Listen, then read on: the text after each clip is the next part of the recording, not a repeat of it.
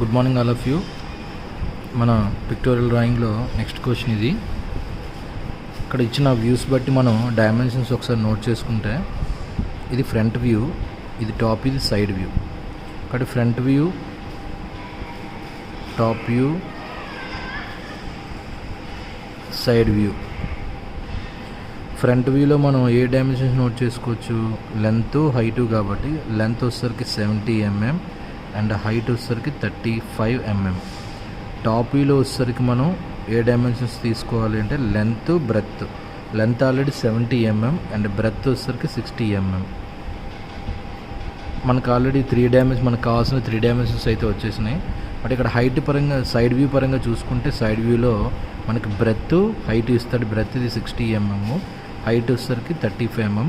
Next ఈ black అనేది మనకి ఎంత గ్యాప్ తీసుకోవాలంటే ఇక్కడ మెన్షన్ చేశాడండి. That is 15 mm. 15 mm ఎగ్జాక్ట్గా సెంటర్లో ఉంటుంది. అంటే 70కి సెంటరు 35. కాబట్టి ఫస్ట్ మనం ఇదంతా ఒకటే బ్లాక్ కాబట్టి ముందు మనం ఈ ఫ్రంట్ వ్యూ డిజైన్ చేద్దాం. ఈ ఫ్రంట్ వ్యూ డిజైన్ చేస్తే ఆటోమేటిక్గా మనకి ఈ టాప్ వ్యూ ఈజీగా వచ్చేస్తుంది, సైడ్ వ్యూ కూడా ఈజీగా వస్తుంది. ఇప్పుడు ఫ్రంట్ వ్యూ గుర్తుపెట్టుకోండి. హైట్ 35, లెంత్ 70, అగైన్ ఈ హైట్ 35. టాప్ కార్నర్స్ వచ్చేసరికి ఇక్కడ నుంచి లెఫ్ట్ సైడ్ నుంచి 15 mm, ఇక్కడ నుంచి కూడా 15 mm.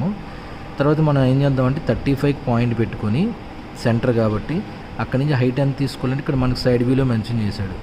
సైడ్ వ్యూలో మెన్షన్ చేశాడు కాబట్టి దాని నుంచి మీరు హైట్ 15 పాయింట్ పెట్టుకొని ఆ 2 కార్నర్స్కి జాయిన్ చేయాలి. అది కాన్సెప్ట్. కాబట్టి నేను ముందుగా క్యూబాయిడ్ ఫామ్ చేయాలి కాబట్టి ఒక క్యూబాయిడ్ ఫామ్ చేశాను. క్యూబాయిడ్ ఫామ్ చేసినప్పుడు కూడా మనం లెంత్ ఎట్ సైడ్ తీసుకోవాలనేది మెయిన్ క్వశ్చన్. కాబట్టి ఇక్కడ నాకు ఈ సైడ్ వ్యూ అనేది లెఫ్ట్ సైడ్ ఇచ్చాడండి. లెఫ్ట్ సైడ్ ఇచ్చాడు కాబట్టి నేను ఆన్ షీట్లో డ్రా చేసినప్పుడు ఫ్రంట్ వ్యూని రైట్ సైడ్ తీసుకున్నాను. అంటే దట్ ఈజ్ లెంత్. మీరు ఇక్కడ నోట్ చేయకండి, మీ ఐడెంటిఫికేషన్ కోసం రాస్తున్నాను. This is 70 mm, that is length 70 mm and breadth వచ్చేసరికి 60 mm అండ్ హైట్ వచ్చేసరికి 35 mm. ఈ 3 డైమెన్షన్స్ యూజ్ చేసుకుని నేను క్యూబాయిడ్ ఫామ్ చేసిన తర్వాత ఈ ఫ్రంట్ వ్యూలో మనం దీన్ని ఫిక్స్ చేయాలి. కాబట్టి ఒకసారి అది దాన్ని ఫిక్స్ చేయడానికి ట్రై చేద్దాం.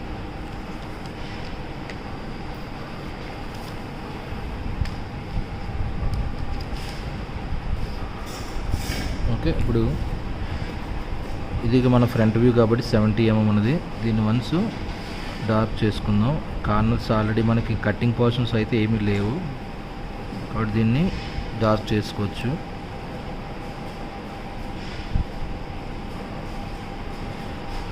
క్యూబాయిడ్ డ్రా చేయడం మాత్రం అందరూ నేర్చుకుంటే మీకు ఆటోమేటిక్గా ఈజీగా ఏ 3D ఆబ్జెక్ట్నైనా మీరు ఈజీగా డిజైన్ చేయొచ్చు.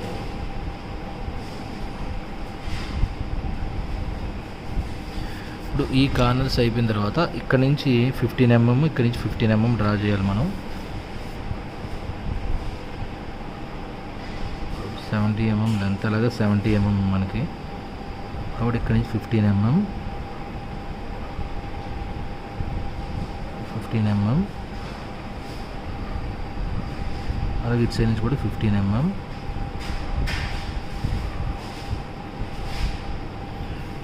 డ్రా చేసిన తర్వాత ఇప్పుడు ఈ 2 కార్నర్స్ని మన సెంటర్ పాయింట్కి జాయిన్ చేయాలి. అంటే ఇప్పుడు ఈ 70కి సెంటర్ ఎంత అంటే 35 సెంటర్ పాయింట్.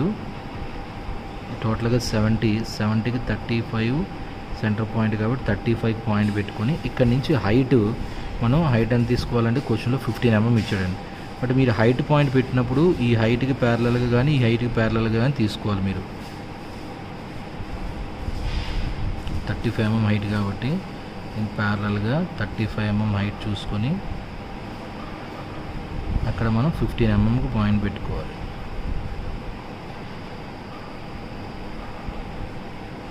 ఓకే, ఈ విధంగా 15 mm పాయింట్ పెట్టుకున్న తర్వాత ఇప్పుడు ఈ 2 కార్నర్స్ని ఈ పాయింట్కి జాయిన్ చేయండి.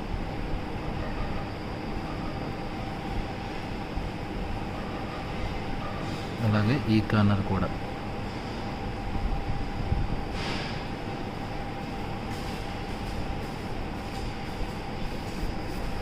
ఓకేనా, ఇది that is our front view. My again 35 point పెట్టుకున్న తర్వాత ఇక్కడ నుంచి మనం హైట్ మెజర్ చేసినప్పుడు మీరు ఎలా పడితే అలా తీసుకోకూడదు. కరెక్ట్గా ఈ హైట్కి ప్యారలల్గా ఉండాలి.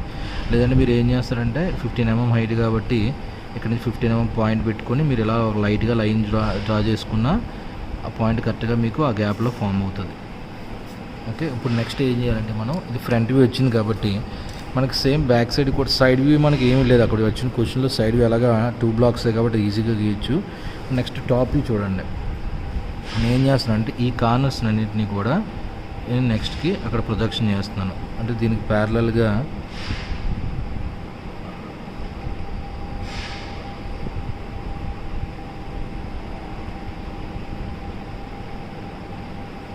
ఎంత రావాలి మనకి, ఇది బ్రెత్ 60 mm కాబట్టి 60 mm ఎక్స్టెండ్ చేస్తాను ఈ కార్నర్ని. ముందు లైట్గా ఎక్స్టెండ్ చేసుకోవాలి, ప్యారలల్గా రావాలి కాబట్టి ఒకసారి లైట్గా ఎక్స్టెండ్ చేస్తున్నాను. ఓకే, అలాగే ఈ కార్నర్ కూడా 60 mm, this is parallel to this breath.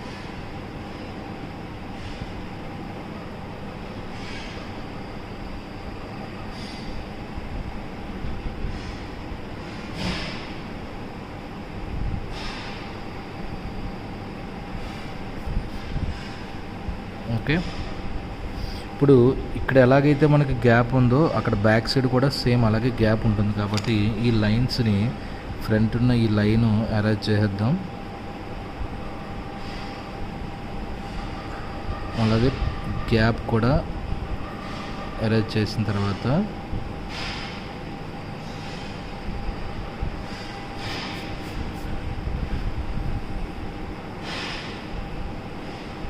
Same సిమిలర్గా ఇక్కడ ఎలాగైతే మనకి ఈ యొక్క కర్వ్ షేప్ వచ్చిందో ఈ యొక్క లైన్ వచ్చిందో దేని సేమ్ బ్యాక్ సైడ్ కూడా మనకు అలాగే ఉంటుందండి. కాబట్టి ఆ కార్నర్ దగ్గర తీసుకెళ్ళి మనకి ఎంతవరకు వీలైతే అంతవరకు డ్రా చేస్తాం మనం.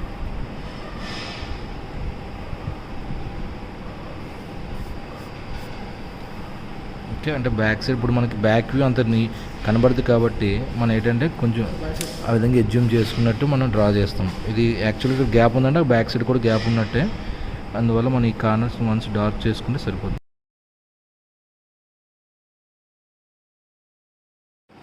ఓకే, ఈ విధంగా మనం మొత్తం ఆబ్జెక్ట్ మొత్తాన్ని కంప్లీట్గా డార్క్ చేసుకుంటే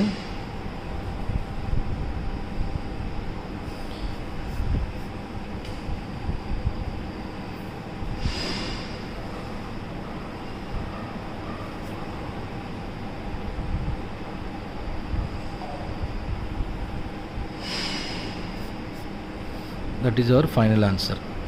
ఒకసారి మీరు చెక్ చేసుకొని వాడిచ్చిన వ్యూస్ మనం డ్రా చేసింది సరిపోయిందా లేదా అనుకుంటే ఇక్కడ చూస్తే ఫ్రంట్ వ్యూలో ఈ బ్లాక్ యాస్టేజ్గా సరిపోయింది. టాపిక్ వచ్చేసరికి మనకి 1 2 3 4 టోటల్గా 4 blocks ఉన్నాయి, రెక్టాంగిల్ బాక్స్ కాబట్టి ఇది 1 2.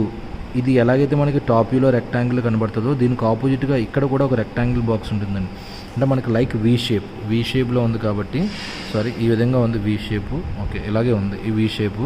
కాబట్టి ఇది ఈ ఫేస్కి ఆపోజిట్గా ఈ ఫేస్ ఉందన్నమాట. ఈ రెండు కూడా మనకి 2 blocks రెక్టాంగిల్ బాక్స్ లాగా కనబడతాయి.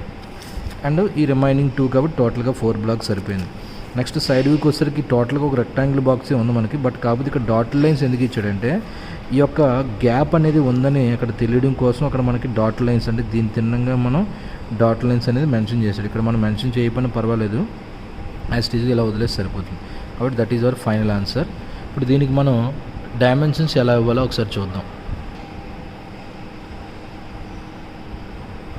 బ్యాక్ సైడ్ మనం ఇక్కడ డైమెన్షన్కి ఇద్దాం బ్యాక్ సైడ్ బ్లాక్స్ని. కాబట్టి దీన్ని తిన్నంగా ఒక లైన్ డ్రా చేశాను. అలాగే దీనికి స్ట్రైట్గా ఇంకో డైమెన్షనింగ్ లైన్ డ్రా చేసుకుని ఇక్కడ ఎలాగైతే మనకి స్లాంట్గా ఉందో మనం కూడా డైమెన్షనింగ్ ఇవ్వడం కోసం అలాగే తీసుకోవాలి.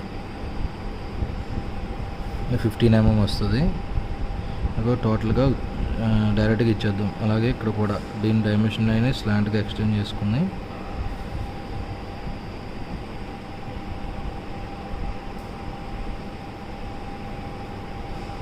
ఎక్స్టెన్షన్ లైన్ సేమ్ మళ్ళీ సిమిలర్గా extension line and hair heads both sides hair heads place చేయాలి.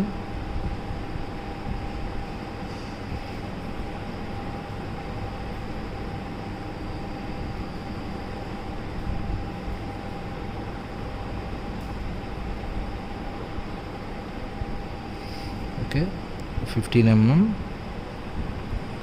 15 mm అండ్ రిమైనింగ్ గ్యాప్ టోటల్గా 70 కాబట్టి మనకి ఇక్కడ 40 mm వస్తుంది కంపల్సరీగా 40 mm. అండ్ ఇది అయిపోయిన తర్వాత ఇక్కడ డైరెక్ట్గా 70 mm ఇచ్చివచ్చు లెంత్.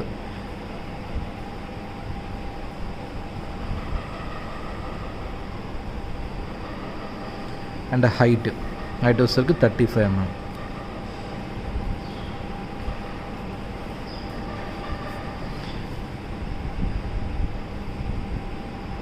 స్ట్రైట్గా ఎక్స్టెన్షన్ లైన్ డ్రా చేయడం, మళ్ళీ దీనికి ప్యారలల్గా ఎక్స్టెన్షన్ లైన్,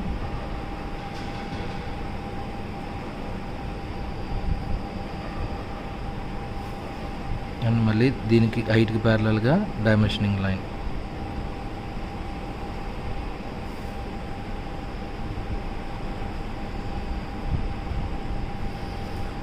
.35 కాబట్టి అలైన్ సిస్టమ్ యూజ్ చేస్తున్నాం కాబట్టి కంపల్సరీగా రొటేషన్ చేసి రాయాలి. That is our final dimensioning. And ఇక్కడ కూడా ఇట్ సైడ్ బ్రెత్ కూడా ఇవ్వాలి మనం కాబట్టి మళ్ళీ సేమ్ అగైన్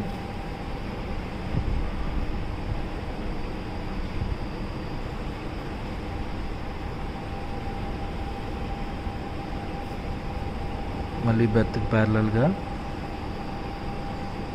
డైమెన్షనింగ్ లైన్ అనేది డార్క్ చేయొద్దు, లైట్గా డ్రా చేసుకోవాలి. అది వేసిన తర్వాత మళ్ళీ ఇక్కడ 60 mm అని మెన్షన్ చేయండి. ఇప్పుడు ఇందులో మనం ఫ్రంట్ వ్యూ ఏదో కంపల్సరీగా ఇండికేట్ చేయాలి ఈ ఐసోమెట్రిక్ ప్రొజెక్షన్స్ డ్రా చేసినప్పుడు. కాబట్టి ఇదే మనకు ఫ్రంట్ వ్యూ కాబట్టి దీనికి స్ట్రైట్గా ఒక యారో మార్క్